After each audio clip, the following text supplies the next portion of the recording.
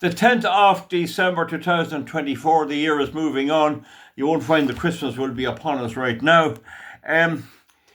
RTE is on night and day about the contribution wind energy makes, and they're effectively an advertisement or an advertising agency to promote wind energy. They're probably maybe getting something out of it. I don't know whether they are or not.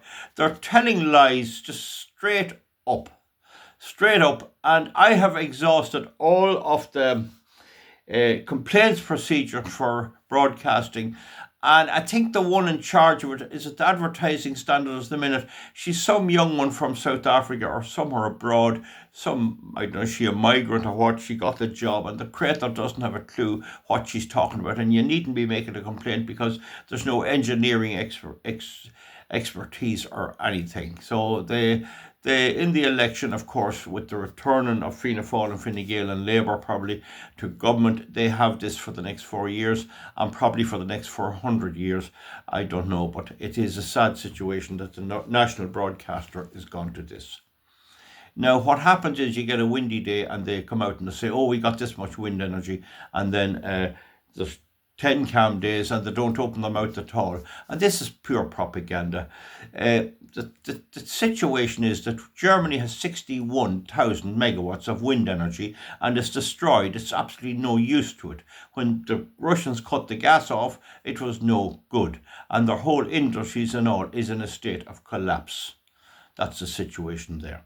So it doesn't work at all. At the very best, wind energy saves, according to Dutch scientist Piers de Puer, it saves 4% of its nameplate capacity. In other words, if you put up a wind farm there of 100 megawatts, the best it would save is 4 megawatts on fuel.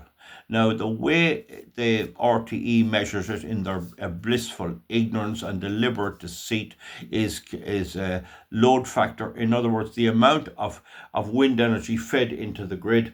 That's it. It's fed in. So it's the same as if you were offered a deal for €2,000 that you'd get your dinner served by the local restaurant brought to your house every day all next year for 365 days, and you thought that was a great deal, and you got it on New Year's Day, and it was a lovely dinner.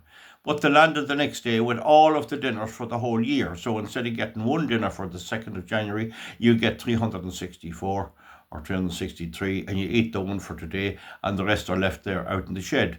Well, they're not much good to you like that. You did get all the dinners you paid for, but you didn't get them hot when you wanted them right through the year. So that's the type of deceit that RTE is involved in.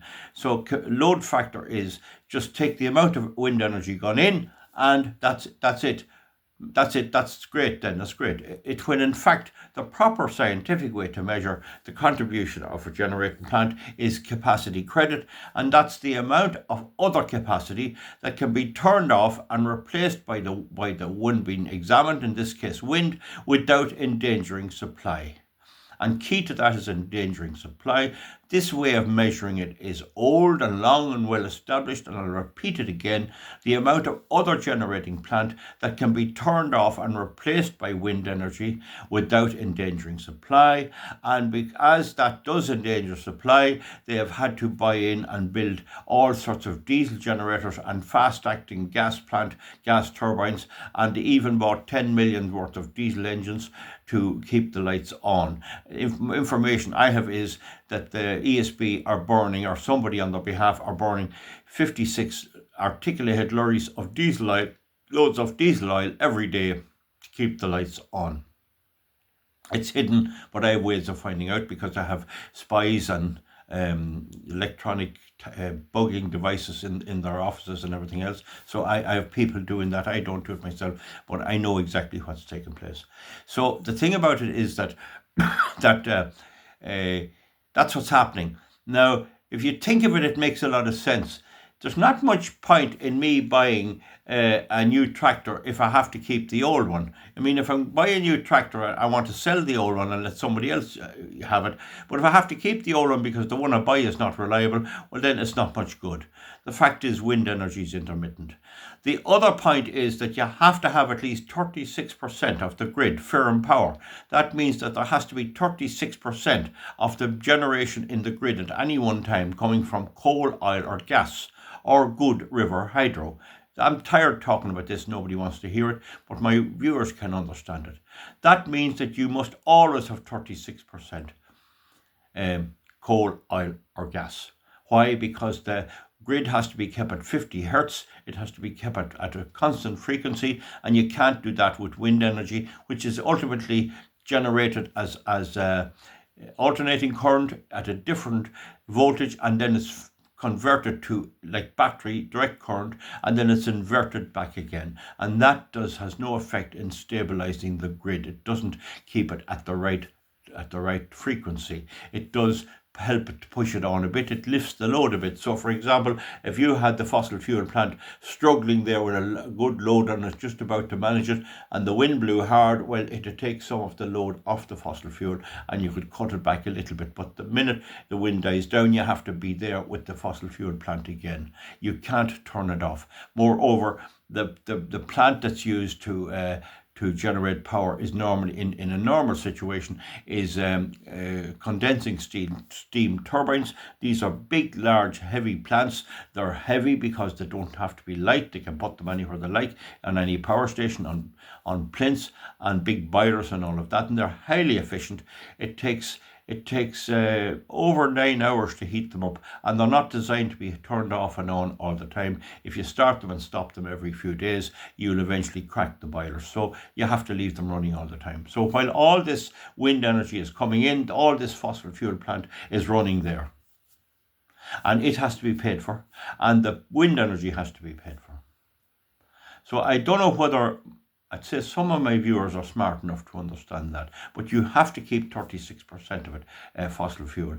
And this means that if you were to take Ireland's wind farms at 4,000 megawatts and increase to 4 billion megawatts, 4 billion megawatts, that'd be have a wind farm all over the coast, right around the whole coast, right around the seas, out on the Atlantic Ocean, on land, everywhere, nothing, only windmills.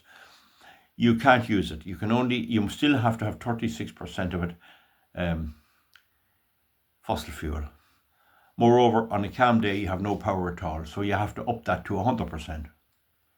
So therefore, you have to pay all of this. And that's why they're going bankrupt. Even with all the subsidies they're getting, a lot of companies are not now doing it. There's problems. I'll do you another video on that. So this is a lie that's been told, and I think if you don't understand it, if you want me to reiterate this, the problem with this is it is a bit complex, and a lot of people tell me I'm very smart. To me, this is just simple. I mean, but then I built alternators and I built engines and things in my time, so maybe it's easy for me to talk. I don't know why. Some people have said here, once it's generated and fed into the grid, that's fuel saved. That's all you want. Well, that is totally untrue. That is the height of ignorance. You couldn't have more ignorance than that.